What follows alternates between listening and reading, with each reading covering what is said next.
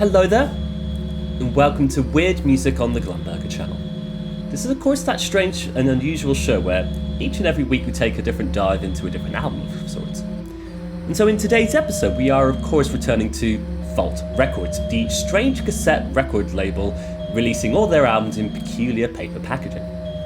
So something I've been doing in my free time of course is just exploring the vast discography of Falt Records, and trying to basically find new favourite albums within their many releases, and this is one of those, I have to say. This is one that just really sucked me in with its incredibly strange atmospheres and just everything it was presenting.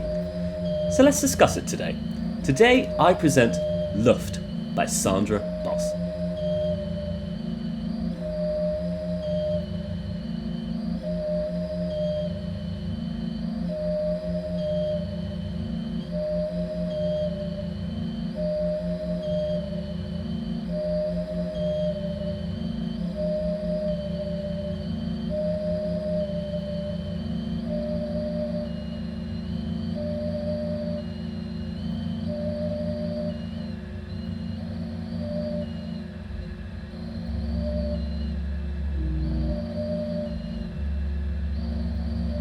So, of course, let us ask ourselves, who is Sandra Boss?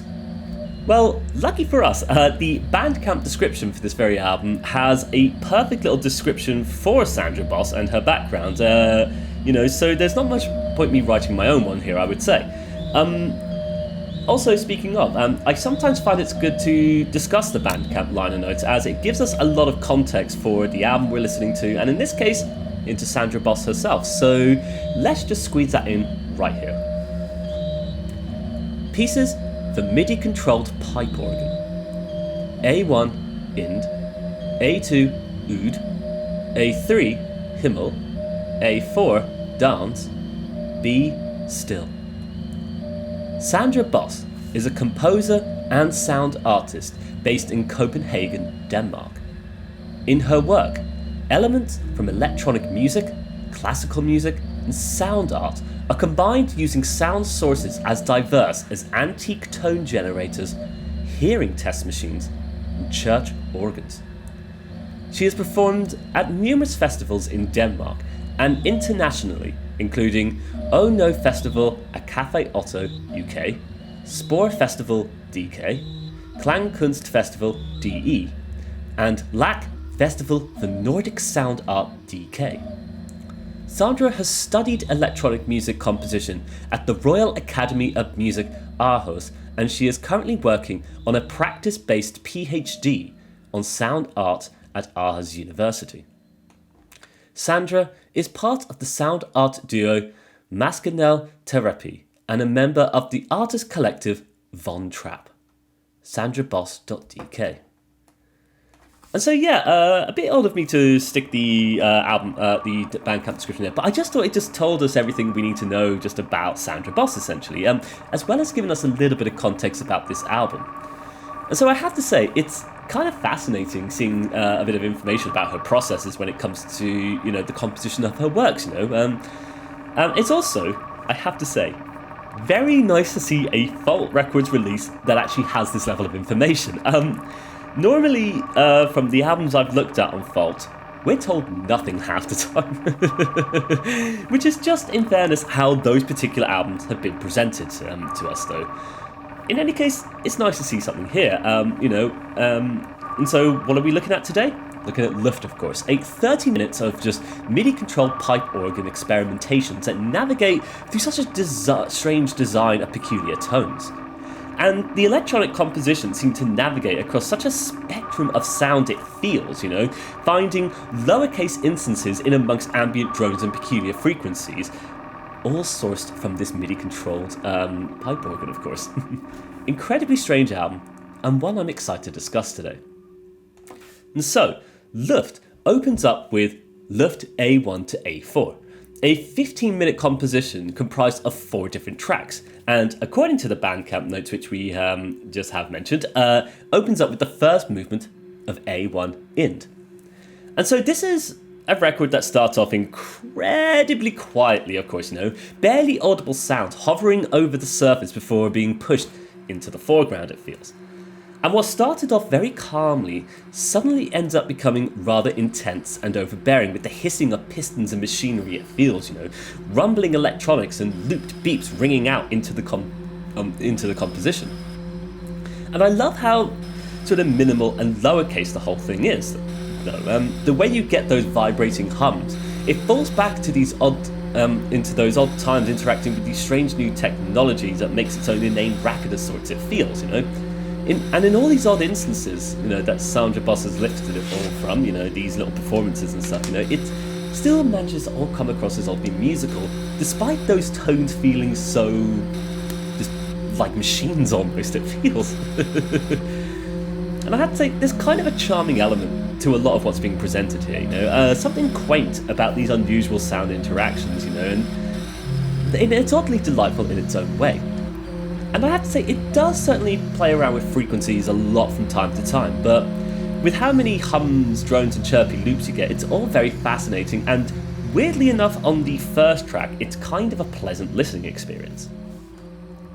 Moving along to the next track of A to Oud, it brings with it a sort of change of the scene, as you find ourselves, with such an unusual interaction of these looped warbles offset by these rattling percussive tappings of some sort, it feels.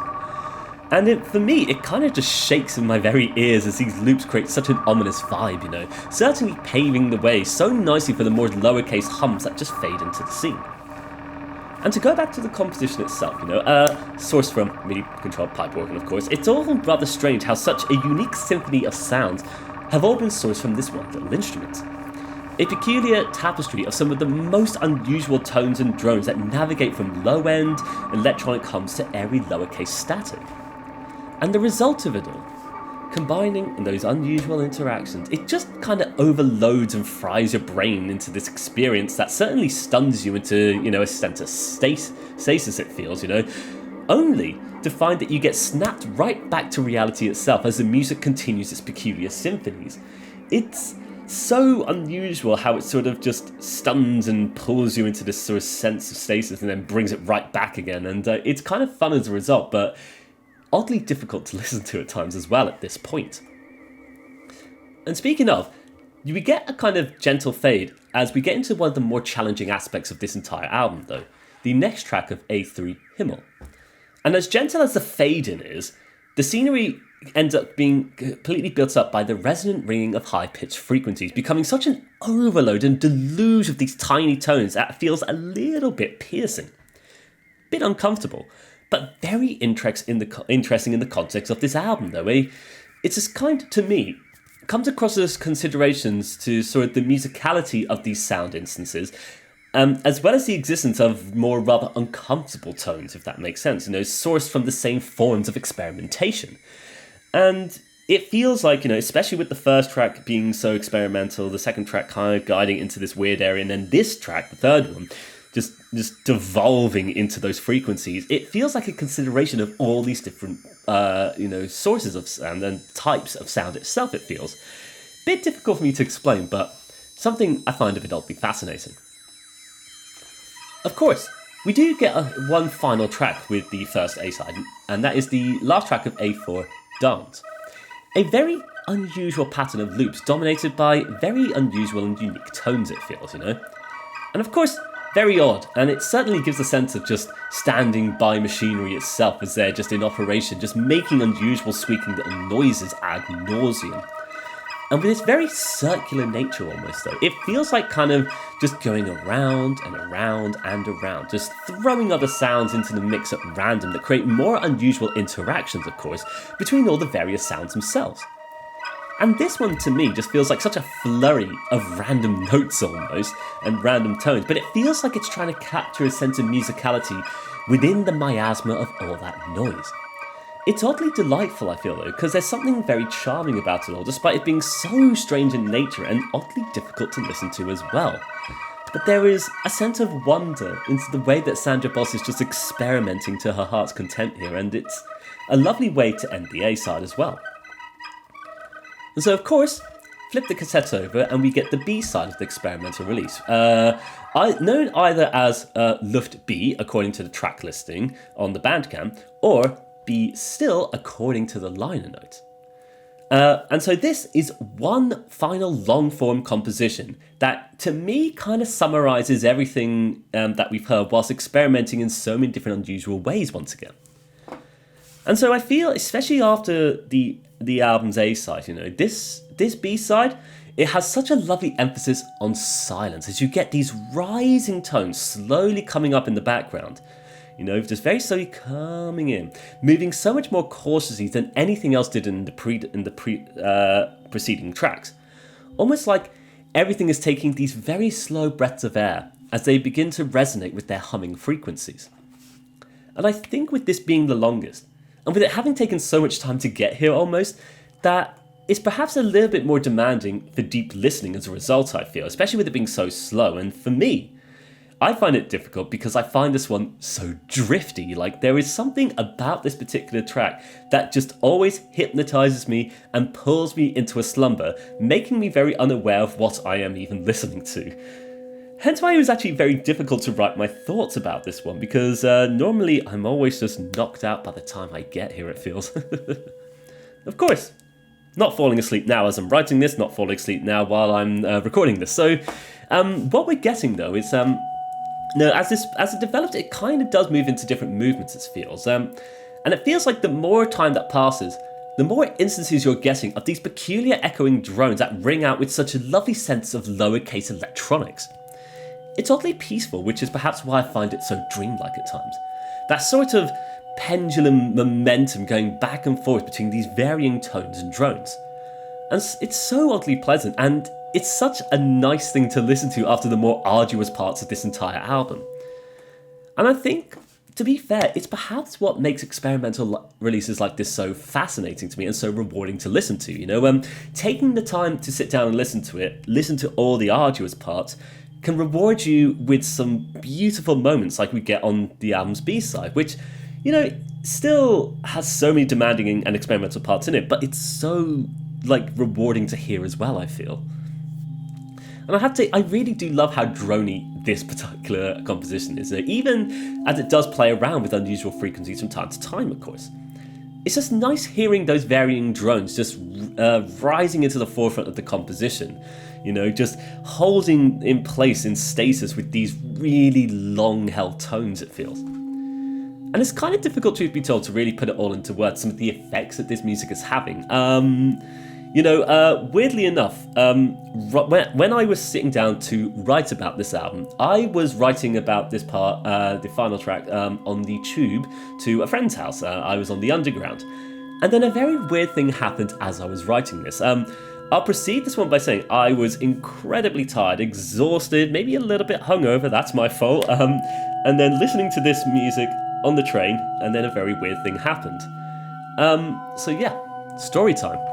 When writing these words, the words I'm saying right now, but was writing back then, listening to the track on my headphones, typing away on my phone, I found myself in an unusual situation of being stuck on board public transport. The train had stopped in the middle of a tunnel with an announcement telling us that the train is stuck and is being delayed and will not move until they have dealt with the trespasser on the tracks. And so there I was, stuck on a hot, sweltering carriage, tired and annoyed and too hypnotised by the music I was hearing to really take it all in properly. And I'll be fair, it's the kind of situation that fills me with a lot of anxiety, and I hate it when this happens. And I have to say, hearing this particular album in this context while this was happening, it definitely didn't help things. But as well, it was a really unique and interesting experience, even though I was really unable to comprehend it all. Just sitting there in this grumpy mood with these resonating frequencies just ringing in my ears so loudly was just very peculiar. I thought I'd maybe mention this because it's just very odd that this happened, but also maybe it's a bit funny as well. Who knows?